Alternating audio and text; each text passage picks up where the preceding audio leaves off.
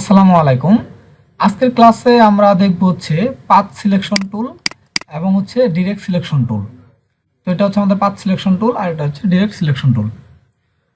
তো চলুন শুরু করা যাক। তো আমরা প্রথমে হচ্ছে আমাদের পেন টুলের সাহায্যে একটা পাথ নিয়ে নিই। তো পেন টুল নেওয়ার পরে আমরা উপর থেকে পাথ সিলেক্ট করে দিব। শেপ না, আমরা পাথ সিলেক্ট করে দেবো এখান থেকে।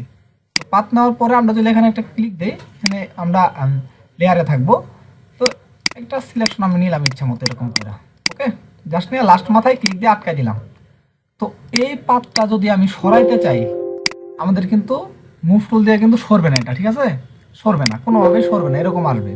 তো এটা সরবে হচ্ছে যে সরাইতে চাই তাহলে পাথ সিলেকশন টুলে যাইতে হবে। পাথ সিলেকশন টুলে শুধুমাত্র পাথ সিলেক্ট করেছে, পাথকে সরাই যে ক্লিক দিয়ে ড্র্যাগ করলাম সরতেছে, দেখছি যে পাথ সিলেকশন টুল আসার পরে এটা ক্লিক দিয়ে ড্র্যাগ করলে সরবে, অন্যথায় অন্য কোনো টুল দিয়ে এটা কিন্তু সরবে না। অনেক সময় দেখা যাবে আপনি পেন টুলের সাহায্যে এই পাতটা নেওয়া শেষ হওয়ার পরে আমি যদি কোনো একটা কাজ করি, এখান থেকে ধরি যে একটা রেক্টেঙ্গেল নিলাম, সাপোজ একটা রেক্টেঙ্গেল এখান থেকে আমি নিলাম, এখান থেকে কালারটা যদি চেঞ্জ করা যায়, এখান থেকে আমি আগে রেক্টেঙ্গেলটা নিই, নেওয়ার পরে এখান থেকে কালারটা চেঞ্জ করে দিই, তাহলে বুঝতে পারবো। তো আমি একটা কালার যে রেক্টেঙ্গেল নেই, দেখবো এটা চলে গেছে, আমি এটাকে আবার ডিলিট করে দিই। এটা কেন চলে গেছে? যদি আমি ওই সিলেকশনটা না করি, না করার আগে অন্য কোনো টুলসে চলে যায় যদি ড্র্যাগ করে কাজ করি, তাহলে ওটা চলে যাবে। তো ওটা আমি আবার কীভাবে ফেরত আনবো? ফেরত আনবো হচ্ছে আমরা এখানে লেয়ারে এখানে দেবো হচ্ছে পাথ, এই যে পাথ আছে, এখানে ক্লিক দিলেই এই যে আমাদের ওয়ার্ক পাথ, মানে এই সিলেকশন নিয়েছিলাম আমরা, এটা আমরা নিয়েছিলাম। তো এটা আমরা ক্লিক দেওয়ার পরে এই যে আবার চলে আসছে। তো এটাতে যদি আনসিলেক্ট থাকে, যদি বাইরে ক্লিক দেই তাহলে এটা দেখতে পারবো না, যদি এটা ক্লিক দেই তাহলে এটা আমরা দেখতে পারবো। ওকে, তো আবার আমরা আনার পরে আমরা আবার পাথ সিলেকশনে যাব, এটাকে সিলেক্ট করব এবং কি ক্লিক করে ড্র্যাগ করব। ওকে, এরকম। তো এই টুলসের কাজটা হচ্ছে শুধুমাত্র পাথকে সিলেক্ট করা, সরানোর জন্য যা ইচ্ছা তাই করতে পারবেন, সরাইতে পারবেন, সিলেক্ট করতে পারবেন, শুধুমাত্র এই জন্য এই টুলটা কাজ। ওকে, তো আমরা এখন দেখবো হচ্ছে ডিরেক্ট সিলেকশন টুলের কাজ। তো ডিরেক্ট সিলেকশন টুল কি করে? আমাদের পাথ কিন্তু মনে রাখবো শুধুমাত্র নড়াচড়া করে সরাইতে পারি, মুভ করতে পারি, সিলেক্ট করতে পারি।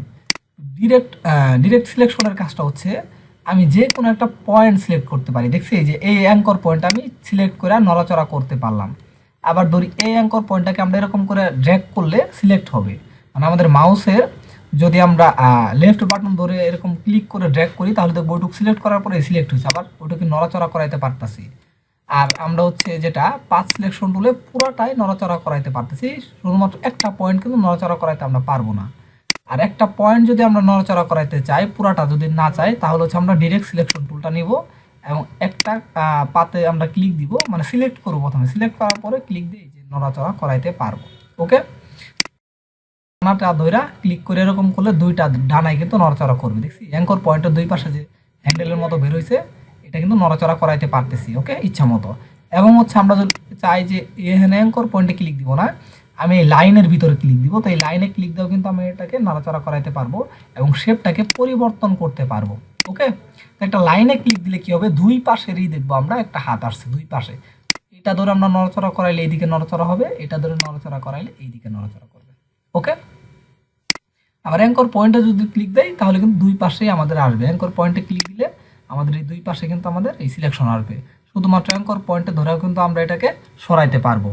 তো আশা করি সবাই বুঝতে পারছেন যে হচ্ছে পাথ সিলেকশন টুলের যে কাজটা, পাথকে সে সরাবে, পাথ সিলেকশন করবে, এবং ডিরেক্ট সিলেকশন টুলের কাজ হচ্ছে এই পাথটাকে সিলেক্টও করতে পারবে এবং হচ্ছে যে কোনো একটা অংশ সিলেক্ট করার পরে এটাকে নড়াচড়া করাইতে পারবে ইচ্ছা মতো।